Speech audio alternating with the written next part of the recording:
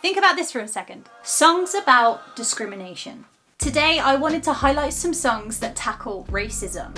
There's endless songs out there that carry powerful messages and stories, some of which have been a part of movements across the world. I'm just going to focus on 3 or 4 songs today because there's such a rich background behind each story that I really would like to go into, so let's do it. Sam Cooke, A Change Is Gonna Come, 1965. Between 1957 and 1964, Sam Cooke had over 30 hits in the US charts, including A Change Is Gonna Come. A Change Is Gonna Come echoes the discrimination that Sam Cooke was met with himself when he was denied a motel room in Louisiana because he was black. This happened at the Holiday Inn in Shreveport, Louisiana. After being denied the room, Sam Cooke, rightfully so, asked for an explanation, but eventually had to leave and find another motel downtown. The police were awaiting him and his party of people at that next hotel and arrested him on disturbance of the peace. With his previous songs being mostly love ballads, A Change Is Gonna Come was recognised as more of an anthem throughout the civil rights movement. He didn't want to alienate his existing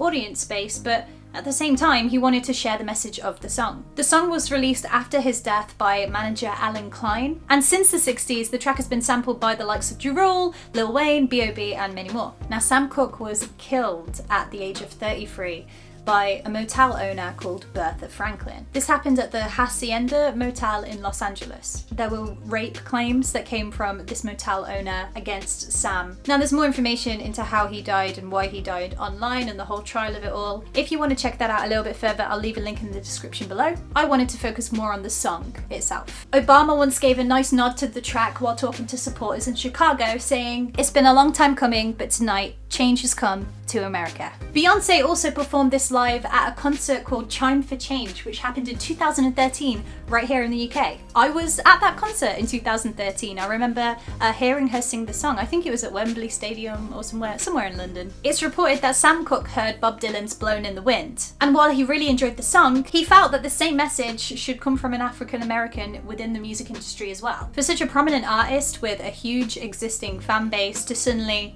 shift their musical style from love ballad to politically charged in the 60s is really admirable. He obviously recognized that the message needed to be shared, so hats off to Sam Cooke. Next up, Lady Gaga, Angel Down, 2016. I have listened to this song so many times since the release of the Joanne album, but I've never known what or who it was about. Now there's so much to this next story, so I'm going to try and break it down as much as possible and make it easy to digest if you're hearing about it for the first time. I hope that you're not hearing about it for the first time. I'm sure that you aren't. Angel Down was written in honor of 17-year-old Trayvon Martin from Florida, who was shot and killed by a neighborhood watch coordinator called George Zimmerman. It's reported that Trayvon was walking back home from the convenience store. He'd just bought a bag of Skittles and an Arizona iced tea. George Zimmerman was in his car and reported Trayvon as a suspicious person. He then followed Trayvon to see what he was up to. There's a clip online of a discussion over the police radio between Sanford Police and George Zimmerman at the time, in which the police told Zimmerman not to follow him. You can hear that clip for yourselves in the description below. After ending the call with the police, Trayvon Martin was shot and killed by George Zimmerman not far from the house he was staying in. There were numerous witness accounts from people from all around that neighborhood. Now Zimmerman was charged for second-degree murder, but was later acquitted on the grounds of self-defense. He was found not guilty. And so the backlash began. Rallies, marches, protests, all seeking justice for Trayvon's life. Trayvon's death launched the Black Lives Matter movement. Bags of Skittles and Arizona iced tea was symbolically used throughout these marches. Speaking about the song Angel Down with BBC Radio 1's Zane Lowe, Gaga said, "I was overwhelmed by the fact that people just stood around and didn't do anything about it, and that the justice system continues to, over and over again, not seek justice for these families." She then also spoke about African American fans that had reached out to her personally, saying, "They tell me they drive in their cars and if they hear a siren, there is a paranoia that rushes through their body and they freeze up, that they can't think. This is a tremendous anxiety. This is something that I care about. This is something that has to stop, something that we all need to heal from." It really is a beautiful, honourable mention for Trayvon. Gaga went on to perform this track at her dive bar tour and as a part of Hillary Clinton's presidential campaign. Throughout the lyrics of the song, Gaga is honouring Trayvon Martin and is also highlighting issues that are recognised by the people of America on the US justice system. The lyrics are very touching. Have a listen and leave a comment down below what you think. Next up, Bob Marley, Buffalo Soldier, 1983. I'm a big fan of Bob.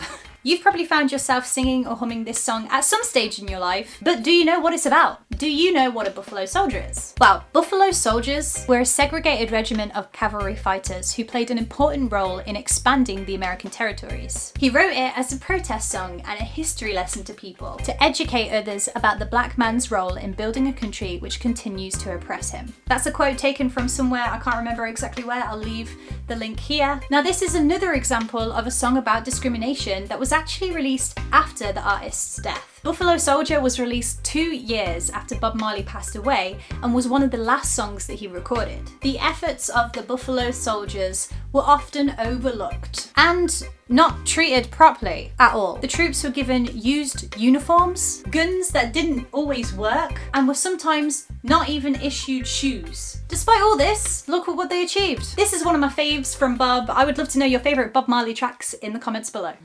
And last but not least, the Beatles' Blackbird, 1968.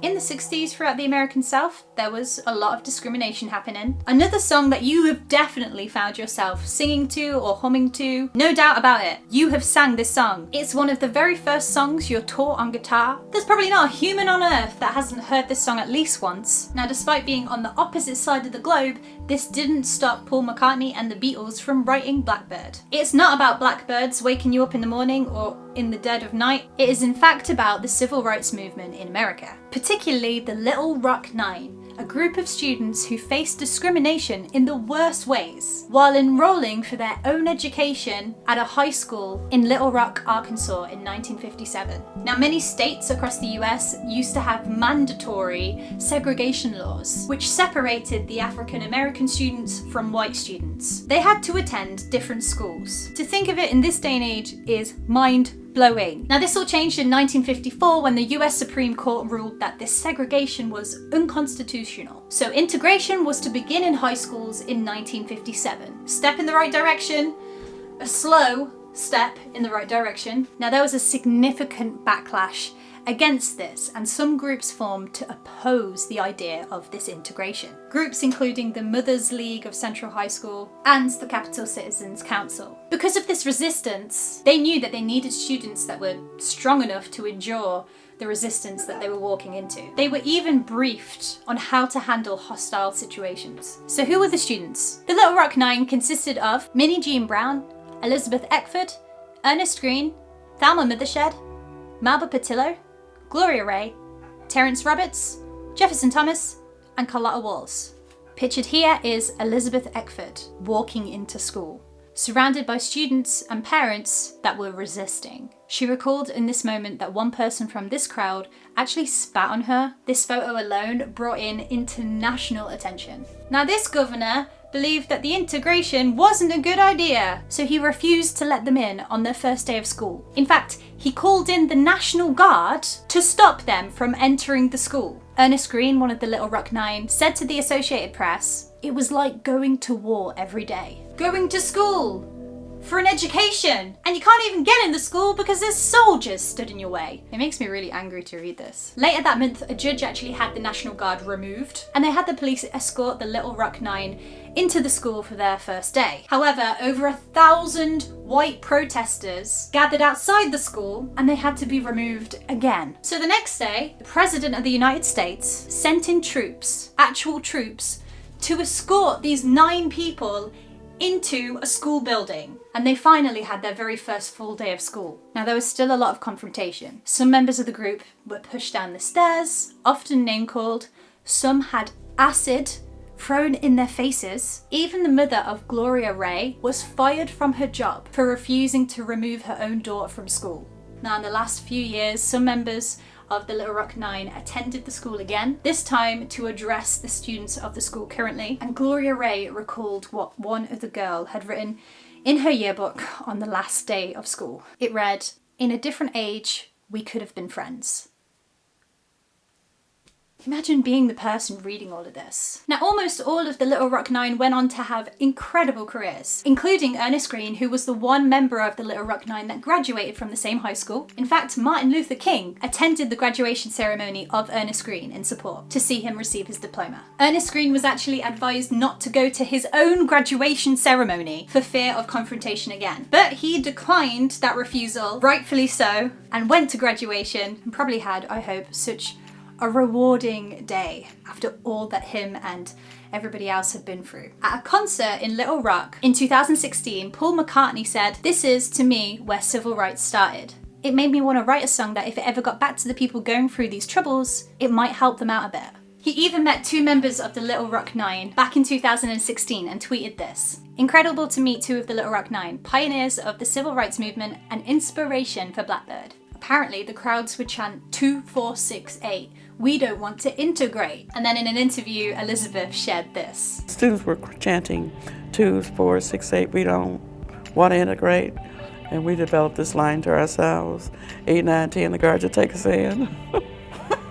And that's it for today's video. I really hope you guys have enjoyed learning more about songs about discrimination. I hope you've learned something new today. If there are any other songs about discrimination that you would like to highlight, I want to read about them. Leave them in the comments below. Now obviously these are just a few examples of songs that have had a huge effect within societies and within movements around the world. So I would love to do a part 2 of songs about discrimination at some point in the future, so look out for that. If you've enjoyed this video, if you found it informative, then hit that like button, hit the share button as well, and subscribe too. I do these every single Wednesday and Friday. Have a great weekend, and I'll see you on Wednesday.